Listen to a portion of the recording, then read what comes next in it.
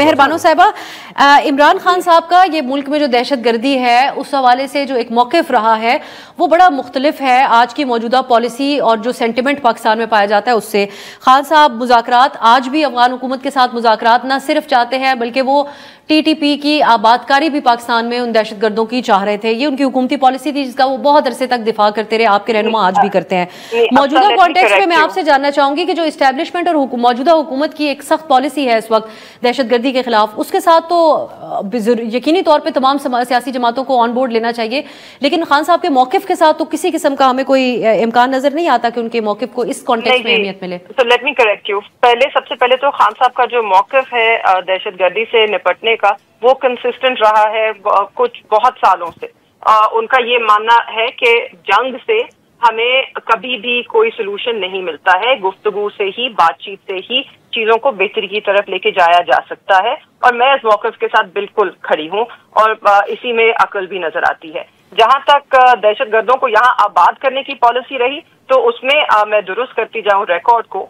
जब बाजवा साहब ने और जनरल फैज हमीद साहब ने ये प्रपोजल दिया, पाकिस्तान तहरीक-ए-इंसाफ की हुकूमत के आखिरी दिन थे, हमने उसे अपोज किया।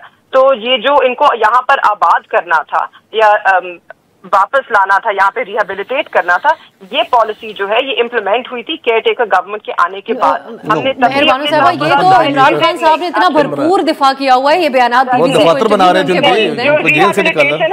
लुक अप द फैक्ट, जो रिहेबिलिटेशन है of Taliban which took place, उस पे मुराद सईद का बड़ा वाज़े मौक़िफ़ था। उन्होंने कहा कि स्वात में यहाँ पे इन्होंने हमारे बच्चों को ज़िबा किया है, दफ्तर बनाने का कहा। और ये वो देखिए वो दफ्तर बनाने की बात थी, वो बात थी, वो बहुत पुरानी बात आप कर रही हैं। अभी अपने दौरे हुकूमत के आखिरी दिनों में उनका इंटरव्यू इंटरनेशनल मीडिया के साथ जेल से निकाले लोगों को। आखिरी दिनों में हमारी पॉलिसी रिहेबिलिटेट करने के बिल्कुल खिलाफ थी। जो रिहेबिलिटेशन हुई है आप रिकॉर्ड चेक करें, वो केयर टेकर गवर्नमेंट मैं फैक्चुअली इसको वेरीफाई नहीं कर सकती इस वक्त, लेकिन एक सेकंड जरा बात कर लेते हैं डायलॉग की। आज आपने देखा कि अमेरिका जो है, जो पहले पाकिस्तान को इसके अंदर इंक्लूड करता था, जो भी उनकी डीलिंग होती थी तालिबान के साथ, आज वो जाके डायरेक्टली तालिबान के साथ क्या कर रहे हैं, इंगेज कर रहे हैं।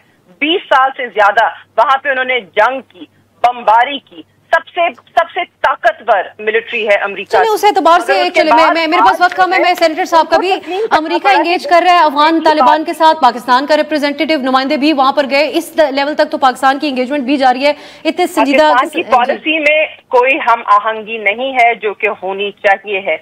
क्या हम जंग करके इस सब मसले को हल करना चाहते हैं या हम बात? चले, मैं मेहरबान साहब ये एक वजाहत करते हुए कि आप जो बात कहती है कि आपकी PTI के दौरे हुकूमत के अंदर तालिबान को रिहेबिलिटेट करने की कोई पॉलिसी नहीं थी, न सिर्फ आपकी हुकूमत के आखिरी दिनों तक खान साहब उसका दिफा करते रहे, हुकूमत जाने के बाद भी, और अभी आजकल जो हमारे शोज में आपके रहनुमा आते हैं वो भी इस पॉलिसी का दिफा करते हैं। सेनेटर साहब, आपका क्लोजिंग कॉमेंट, अफगानिस्तान के साथ मुज़ाकरात जो KP हुकूमत कह रही है, इमरान खान का इसरार रहता है, जो मेहरबानो साहबा जिसके ऊपर कर रही हैं, इस वक्त आप भी की हुकूमत भी चाहेगी कि अफगानिस्तान के साथ बाकायदा मुज़ाकरात हो? अफगानिस्तान के साथ अगर मुज़ाकरात होंगे तो वो वाकई गवर्नमेंट लेवल पे होंगे, सूबाई लेवल पे ये कोई आइन में बात नहीं कि सूबाई लेवल पे मुज़ाकरात होने चाहिए, नंबर 1।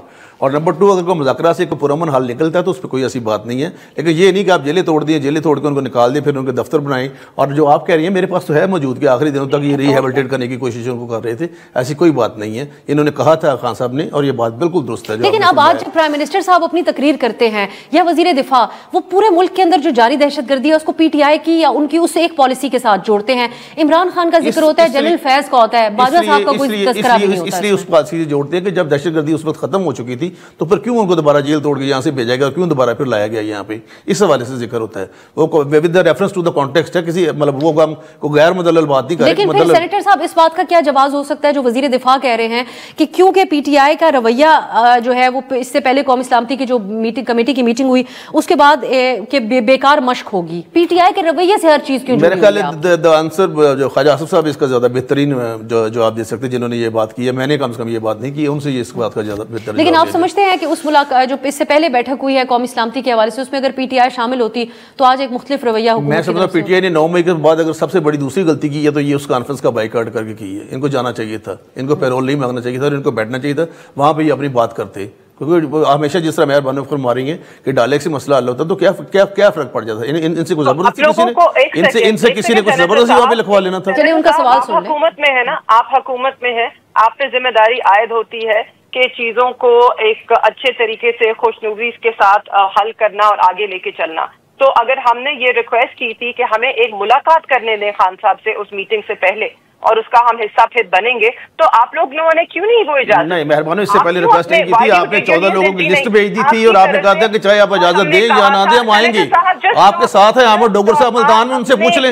आप अपने मुझे पूछने की जरूरत नहीं है, मुझे मालूम है उन्होंने लिस्ट जो दी। हाँ तो वो लिस्ट भी दी, फिर आपने ये भी कहा कि आप हम ये मैदान खाली नहीं छोड़ेंगे। मुझे बात करने दीजिए, don't shout over please please. मुझे ये भी बात याद है, मुझे ये भी मालूम है कि हमने ये दरखास्त भी दायर की थी कि हमें खान साहब से मुलाकात करने दें, क्योंकि हमारे लीडर वही हैं और ना सिर्फ कि वो पाकिस्तान तहरीक इंसाफ के लीडर हैं, इस वक्त पाकिस्तान की अवाम जो है, जो आपकी मेजॉरिटी है, वो भी खान साहब की तरफ देखती है। नहीं तो फिर 14 लोगों की लिस्ट देने की क्या जरूरत थी? कोई फैसले करेंगे, कोई भी फैसला करेंगे उनकी शमूलियत के बगैर। तो मेहरबानो मैं जाते जाते मेहरबानो साहब आपसे एक सवाल पूछना चाहूंगी इसी कॉन्टेक्स्ट में। आज भी पीटीआई जो है, it is the single form 47 के बावजूद PTI is the single largest political party represented in the National Assembly of Pakistan। मेहरबानो साहिबा, जो आपने बात की कि इमरान खान साहब ने ये उनसे मुलाकात नहीं होने दी, इसलिए फैसला नहीं हो सका पार्टी की तरफ से। अब इस मीटिंग के बाद जब आपकी पार्टी ने मुलाकात की, खान साहब ने कहा बहुत अच्छा किया इस कौमी सलामती मीटिंग के अंदर नहीं गए।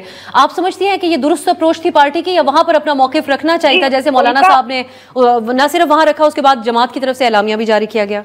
मेरे ख्याल में उस जो खान साहब ने इस तनाजुर में वो कमेंट दिया कि उनसे मुलाकात के बगैर एक बिल्कुल बेहतरीन फैसला था कि हमने उसमें शमूलियत नहीं की। और दूसरी चीज, हमारी जहां तक खबर थी कि वो जिस तरह उन्होंने पार्लियामेंट को एक रबर स्टैंप बनाया है, वो इस काउंसिल, नेशनल सिक्योरिटी काउंसिल की मीटिंग को भी एक रबर स्टैंप बनाकर अपनी जंग की पॉलिसी को अप्रूवल देना चाहते थे। रबर पॉलिसी स्टैंप तो नहीं, आप तो फिर हिस्सा भी हैं पार्लियामेंट का। पार्लियामान इस वक्त एक रबर स्टैंप है। पहले तो इस पार्लियामान का हिस्सा क्यों है, फिर आप सारी पर्क्स एंड प्रिविलेज क्यों ले रहे हैं आप? और उसके बाद पार्लियामेंटेरियंस जो हैं, जो उनके सामने लेजिस्लेशन आती है, कानून साजी आती है, पड़े बगैर भेड़ बकरियों की तरह। पीटीआई के अंदर सोच पाई जा रही थी